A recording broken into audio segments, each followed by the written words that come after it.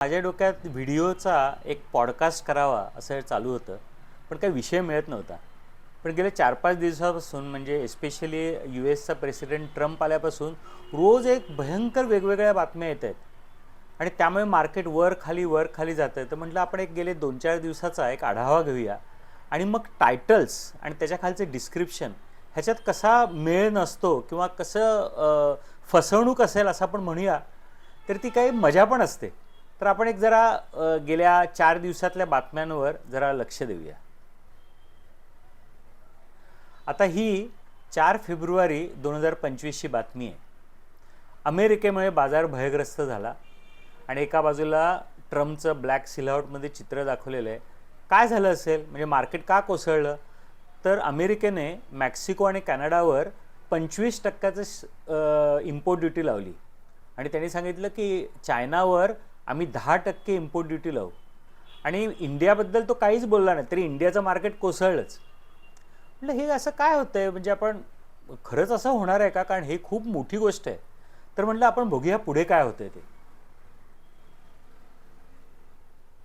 आणि मग 5 फेब्रुवारीची बातमी, तेजीमध्ये पुनरागमन. डी स्ट्रीट एकदम खुश, 1200 पॉईंट वर गेला. काय झालं?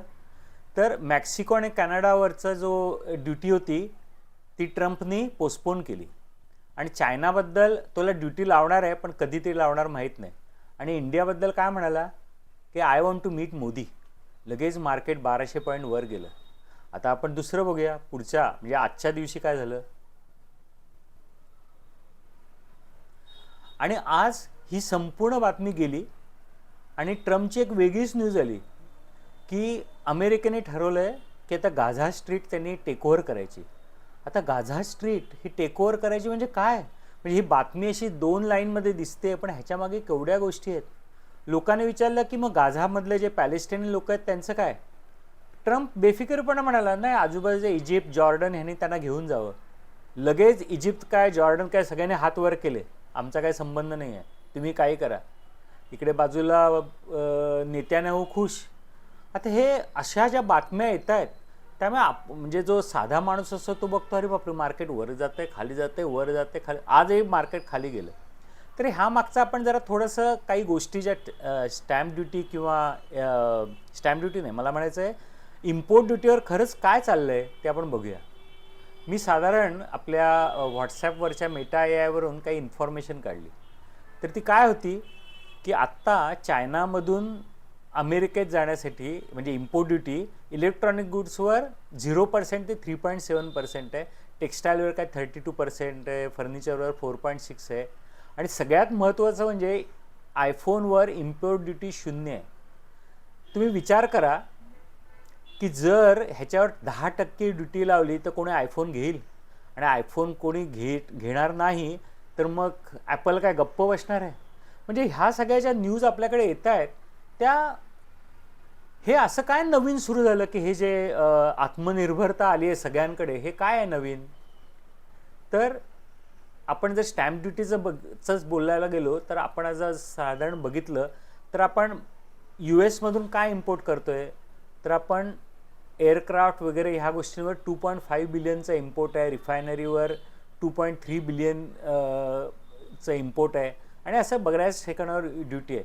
त्याच्या वर्सेस आपण भारत USA ला काय एक्सपोर्ट करतोय, तर आपण टेक्स्टाईल आणि अप्रेल 7.5 बिलियन, फार्मास्युटिकलवर 6.3 बिलियन. म्हणजे तुम्ही बघितलं की किती वर खाली आहे. म्हणजे आपल्याकडे इम्पोर्ट जवळजवळ निग्लिजंट आहे आणि आपण एक्सपोर्ट प्रचंड करतोय.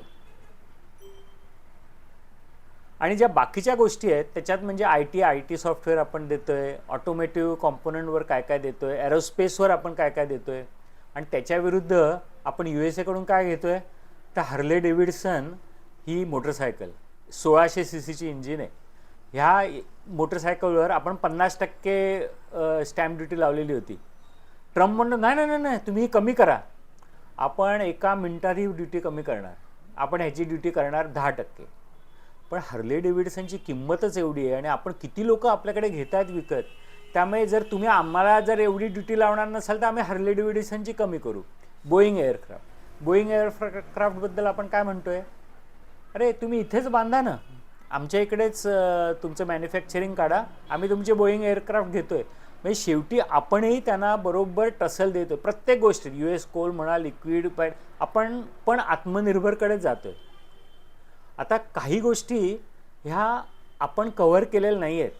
म्हणजे ह्युमन रिसोर्सेस आपल्याकडून किती मोठ्या प्रमाणात educated staff, educated people are going to US. Engineers जात आहेत, डॉक्टर्स जात आहेत, म्हणजे पूर्ण एज्युकेटेड वर्कफ्लो जातो आहे. पण US कडून आपल्याकडे काय ते सॉफ्टवेअर येते, तर गुगल, मेटा, ह्याचे जे पैसे आहेत की शॉपिंगमधलं म्हटलं तर ॲमेझॉन, हे सगळे पैसे त्यांच्याकडे जातात. आपल्याला त्याचं काहीही ऑडिटिंग नाही आहे. ॲमेझॉनला किती पैसे मिळत आहेत आपल्याला काही माहीत नाही. लाईफस्टाईल ब्रँडमध्ये काय लिव्हाईज आहे, कोका कोला आहे. आता लिव्हाईजमध्ये आपण काय करतोय, तुम्ही इकडे ओपन करा पण कापड आमच्याकडूनच घ्या. कोका कोलाला काय सांगतोय, तुम्ही ते चालवा पण मॅन्युफॅक्चरिंग प्लांट इकडेच बनवा.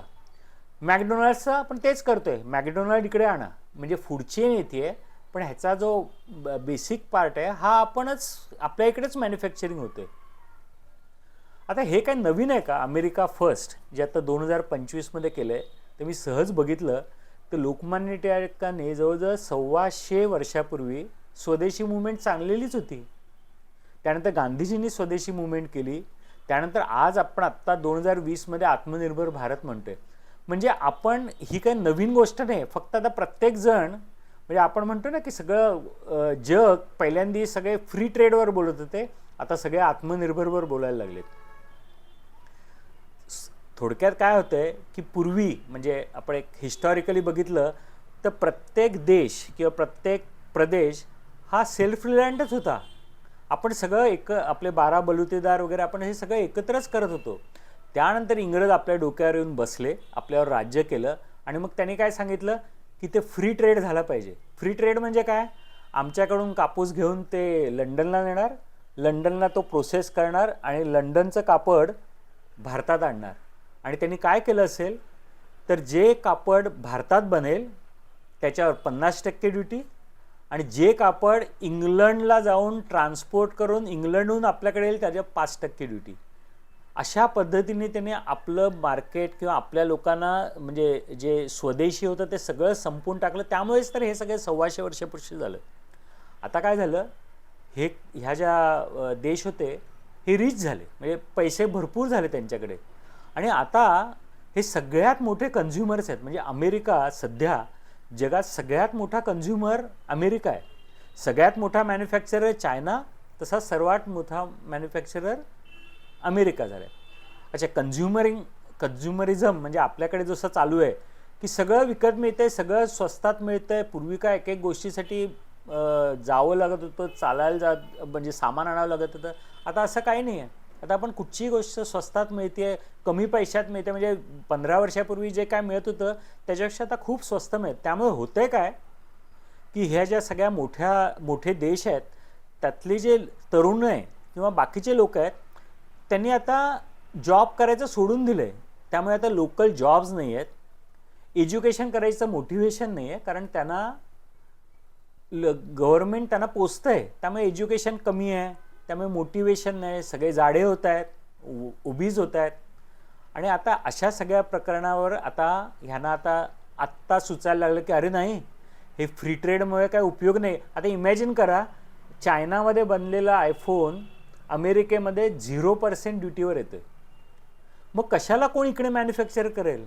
तो इकडचाच घेणार, कारण फुकटात आहे, खूप स्वस्तात आहे. त्यामुळे आता ते सगळेजण आता आत्मनिर्भर होत आहेत. म्हणजे आपण जर बघितलं तर हे थोडक्यात हे सर्कल ऑफ लाईफ आहे. म्हणजे वी स्टार्टेड फ्रॉम 1 पॉईंट आणि आता आपण सगळे देश, प्रत्येक देश आत्ता म्हणतोय. आत्ताची कालची बातमी आहे, जर्मनी म्हणते मला युरोपियन ट्रेड युनियन म्हणून बाहेर पडायचं आहे. ब्रिटन ऑलरेडी ब्रेक्झिट म्हणून बाहेर पडतोय. बाहेर का पडतायत ते म्हणतात, नाही आम्हाला आमचं मॅन्युफॅक्चरिंग. तर सगळ्यांनीच आपलं मॅन्युफॅक्चरिंग स्वतःचं केलं तर काय होणार आहे, हे परत सगळी गडबड होणार आहे, परत हा फ्री ट्रेडचा पार्ट सुरू होणार आहे. तर हे बेसिकली हे सर्कल ऑफ लाईफ चालू आहे.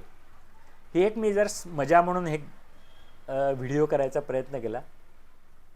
तुम्हाला आवडला असेल तर मला तसं कळवा, कॉमेंट्स करा, व्हॉट्सॲपवर करा.